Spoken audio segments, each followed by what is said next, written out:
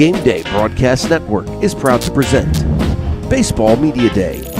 Baseball Media Day is brought to you by ION Training Center, the premier training center for Olympic athletes and hockey in Northern Virginia, and by Integrated Sports Medicine and Physical Therapy. Call Robin O'Connor and her team at Integrated Sports Medicine the next time you have to get back in the game. Hello, I'm Andy Hayes, head baseball coach of the Stonebridge Bulldogs, Stonebridge High School. Excited to be here. I want to thank ION Training Center and Integrated Sports Medicine for helping to bring these press conferences to all of you out there. Really excited about the 2024 season at Stonebridge. It's going to be my fifth year at Stonebridge High School. First year we lost with COVID. But this is going to be our fourth consecutive year of playing baseball, so we're really excited. We had a good year last year. The injury bug kind of got us a little bit. We finished 13-11. We were primed to make a good run late, and we lost Chandler Volbeck and Anthony Michaelis, two of our senior leaders and guys who were really performing well in our lineup and on the mound right before the playoffs. And so that was a big blow for us, and we still were able to get to the regional playoffs. But we fell a little bit short. So that's a big goal for us this year, is to take another step. And I've got a great group coming back here. We've got 5 seniors, really great kids. Kevin Caudell, who is a senior catcher for us. We're really strong up the middle. We've got Jackson Mazer, our senior shortstop, returning. And then our center fielder, Kalen Rogers, who's committed to the University of Charleston to go play college baseball. He'll anchor the outfield. Just a tremendous overall player as well. Dylan Scott comes back. He's going to play third base for us this year. Has really played well in the offseason, and then has shown some really great things here in the preseason. And then the X-Factor guy for us as a senior is going to be Mason Potter. He's a pitcher. He's a first baseman. He's also our backup catcher, and he has a chance to be a DH in the lineup for us as well. So he's going to play baseball at Hood College, and he's looked really good here in the preseason. We're blessed to have one of the biggest junior classes, I think, in the whole area. We've got 12 juniors here coming into the program this year. They've been really growing, getting bigger and stronger, and that's led by Jack Clark, who played a lot last year at second base. He's a shortstop as well, and also a pitcher throwing 85 miles an hour. He's going to have a great season. He's primed to really break out this year. Callan Burns, who was our number 1 pitcher last year, comes back. He's a side armor. He also plays infield and outfield, and Callan's really taken his game to another level. I'm really excited to see him in his second year on the mound for us, and just a junior, like we said. And then Bubba Sandoval, who came on at the end of the year. He was our closer for the first part of the year. He comes back on the mound. He's throwing 85, 86 miles an hour. He's got a 4-seam fastball that has a lot of spin to it that guys have trouble with. And we're very excited for those 2 guys to come back. And then we've got guys that played in the field last year. We've got 8 guys that actually started several games. Dante Rogers returns in the outfield. He's got a good bat. And Luke Thorson as well. He returns in the outfield. Has really gotten bigger and stronger and has a chance to be a breakout guy as well. Easton Gallman will come up and play some for us this year. He's an outfield fighting for a starting job. He's pushing these other 2 guys that started last year. And he's also a left-handed pitcher for us, which is exciting, and he's done a great job on the mound. So we're excited to see him throw a little bit this year. Jake O'Donnell looks to be a guy that's going to help us at first base. Really good bat. Probably will figure into the middle of our order. And then Connor Moon as an infielder is going to help us. Got a good bat as well, and a great kid. He's worked really hard in the weight room to put himself in position. So those are our juniors that I'd like to highlight. We do have a tremendous young sophomore by the name of Matthew Belger, who is going to be a key figure in our pitching rotation. He's throwing 83, 84 miles an hour right now. That was in 40-degree weather. He's got 4 pitches. He's just going to be a tremendous talent, and really excited. Very proud of him for working really hard in the weight room. But he's really given himself a chance to be a contributor this year on the varsity level, and so we're excited to see what he does. And then, Nick Rock is another name to mention as a sophomore that's had a great preseason. Somebody that has a really good left-handed bat. We don't have many left-handed bats in our order this year, and Nick's been doing a great job on the mound as well. So he plays outfield, he plays infield, and he could help us pitching. But we really like his bat. So he's pushing. He's trying to get some attention there to give us a chance to get him in there. coaching staff this year. Very blessed to have a great coaching staff. Nick Hartman's back as my pitching coach for the third year. I've got Bill Mason back for his second year, a longtime Heritage assistant. He's been great. Jeremy Duncan back for his second year as well. Really blessed with our varsity staff. Great guys. We all see things very similarly, and the way we do things and work together has been great so far. Mike Cerrone is back as our JV head coach, and we have a former player who's still being approved through the county who's going to join him on the JV level, and really excited to get this young man with us, and so we're looking forward to having that completed here soon. The expectations for Stonebridge are always high. I think for us, this is a year where we, with our experience coming back and our pitching, we feel like we finally are right there with the other top-tier teams in the area that have had some unbelievable arms over the last few years. We feel like our arms are as good as they've been, so that's an exciting thing for us. Obviously, you want to win your district, you want to win the region, you want to go play for a state championship and get in the state playoffs. As far as the schedule, I mean, we have a tough non-district schedule. We play the likes of Tuscarora, who went all the way to the state semis a year ago. We open up with a tough team, and certainly when you try to talk about Woodgrove as being a Class 4 team, they've been in our district for the last several years. It's always a battle between our two programs, and so we open with them on the 12th, and so that'll be a big game for us right out of the gate. And then we'll play games down at Patriot Park for spring break. And so we've got some good opponents on there, including Chantilly and West Potomac, and also Marshall, and Edison. So we've got some tough games. And then you come back, you got Broad Run, Tuscarora, some really tough matchups for us. And I think, but with this group, I really feel strong about our ability to compete. I think we're right there. We just need to stay healthy, and that's a key thing for us. As far as the district goes, I really like the format change. They put the two games that you play against, let's say Riverside, they're back-to-back. It's Tuesday, Thursday now. What that does for a program that has some pitching depth, it means, number one, you can't throw your ace every day at the same team. Number two, you better develop some depth. And I think that we're in a position where we've got 8 or 9 pitchers that we like, that have been doing a really good job that can help us, and I think that's going to be an advantage for us going into those games. So we're excited. We know that the Potomac District is considered one of the best in the state of Virginia for good reason. We had one of our teams play for a state championship last year. We've had several teams compete in the state playoffs every year. Certainly, we're hoping to be one of those teams this year. So we're coming off of back-to-back regional playoff berths. We're looking to take the next step this year. That's really the mindset and what we're looking for. As far as our commitments, I mentioned Kalen Rogers going to the University of Charleston. I mentioned Mason Potter going to Hood College. I believe we're going to have several guys in the junior class be recruited. I know Callum Burns already had a Division I offer. Bubba Sandoval is definitely going to be a guy that's going to jump on the radar here again, and I think Matthew Belger in our sophomore class as a pitcher, I think he's going to be a guy that really gets a lot of looks. And I think we've got some hitters and ball players like Jack Clark and Jake O'Donnell and Luke Thorson and Dante Rogers. Those guys are all going to raise some eyebrows there with their size and their power as well. So just overall, I think we're a team that plays really good defense. I believe that our hitting, it will come around. We've been working really hard on kind of getting everything into a shrunk-down version of what we started with, which we call that our A- approach, and they've been hitting really well in practice.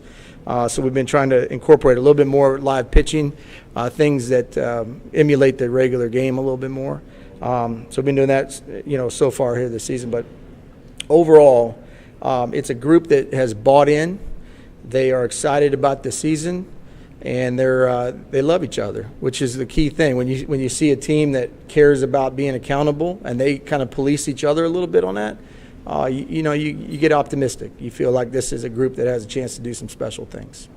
So with that, I'll open it up here to you, George. I know you got some questions. Yeah, Coach. Travel baseball's become a big thing for all the kids from age 12, 13, 14. How are you integrating the travel culture with Stonebridge baseball culture?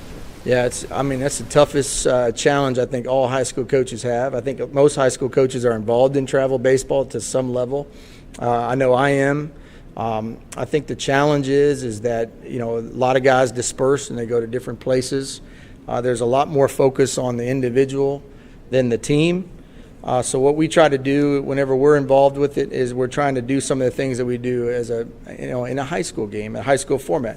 I had a college coach at Virginia Tech tell me a long time ago that when he comes to watch high school games, he really wants to see high school players do the things that they do in college.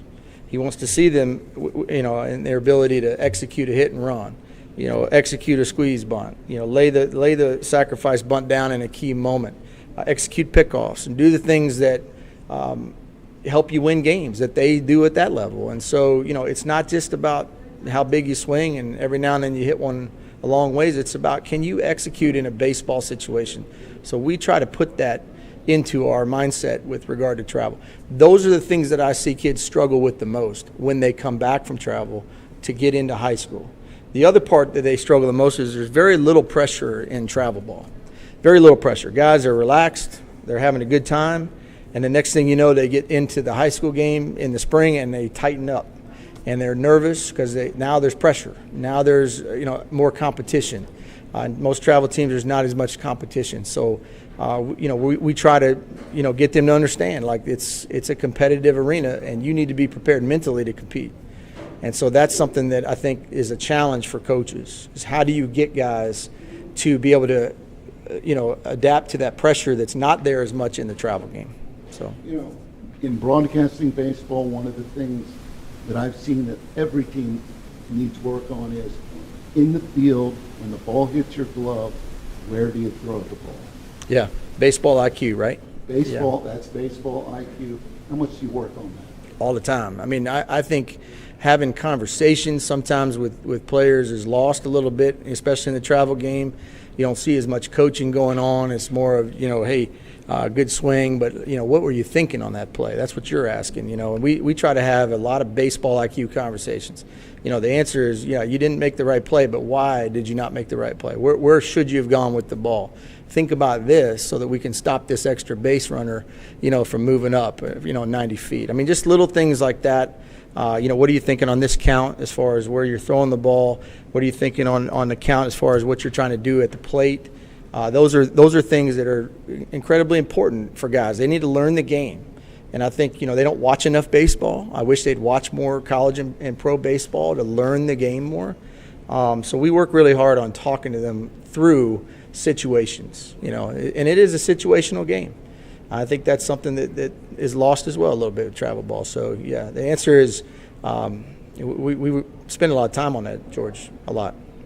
Recruiting, all the kids, or a lot of your kids are going to want to play baseball somewhere in college.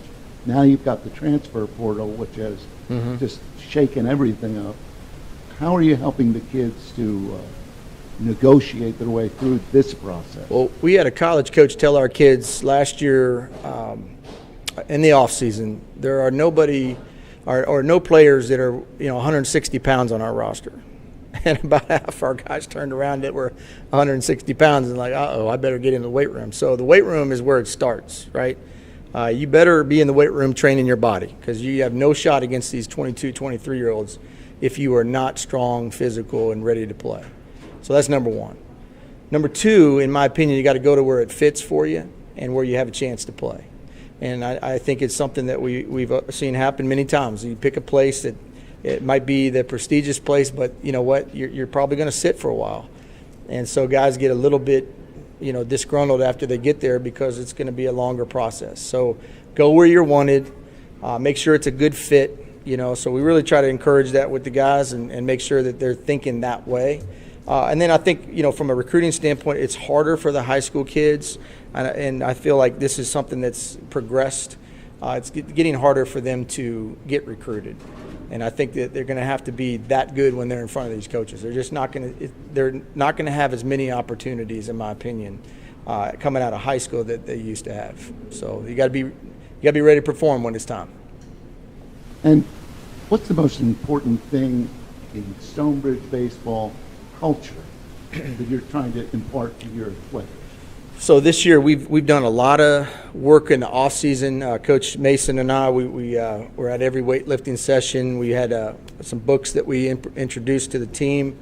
One of them was called Chopping Wood, and the message behind that was, hey, look, what you're doing today is going to help you later on down the road. You need to continue to chop wood and get better, okay?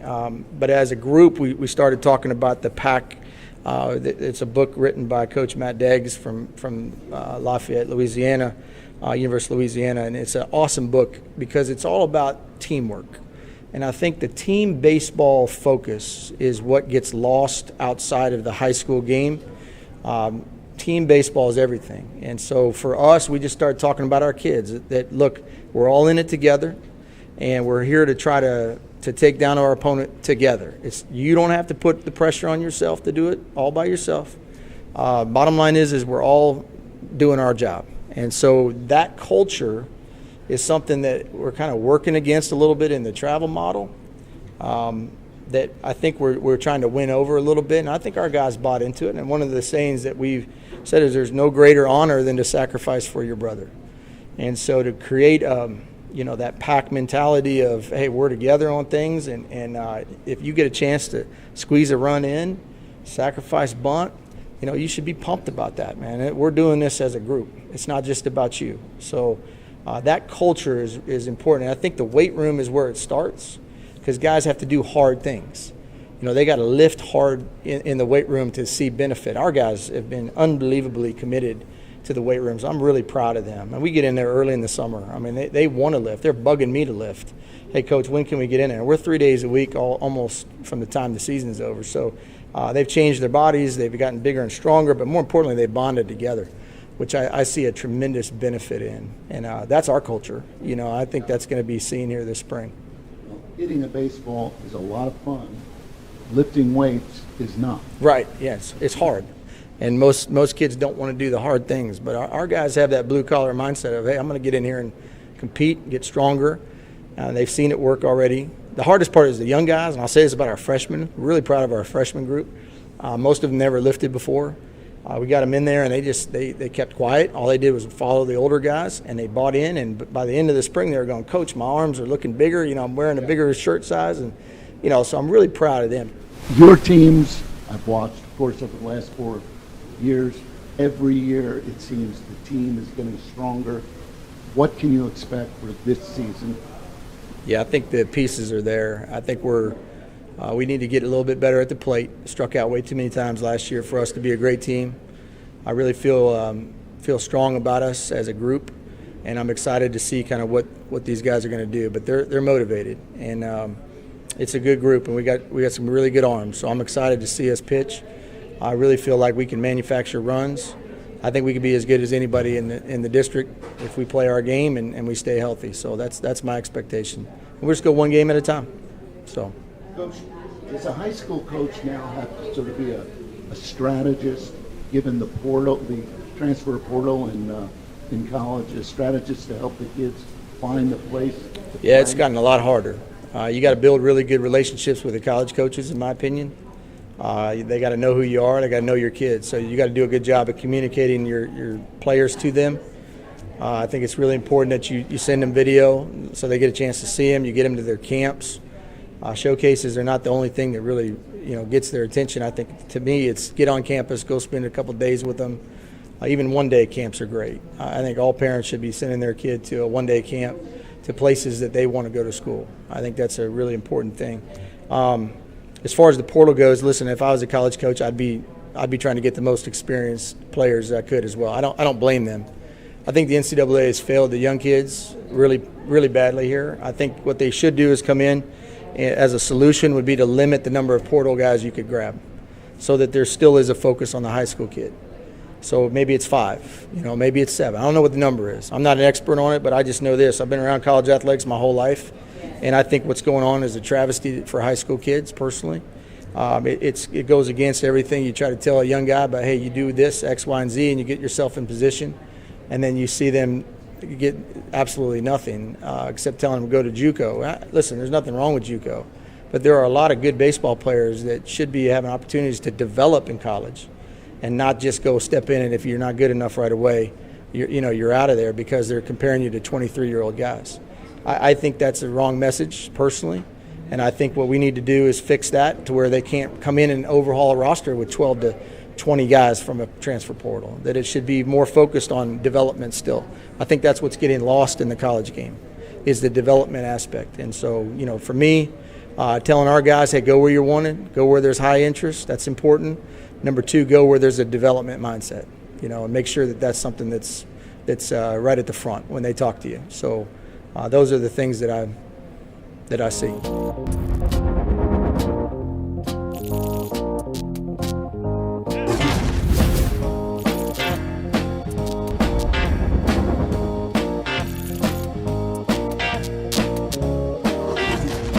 The Game Day Broadcast Network is proud to present Baseball Media Day.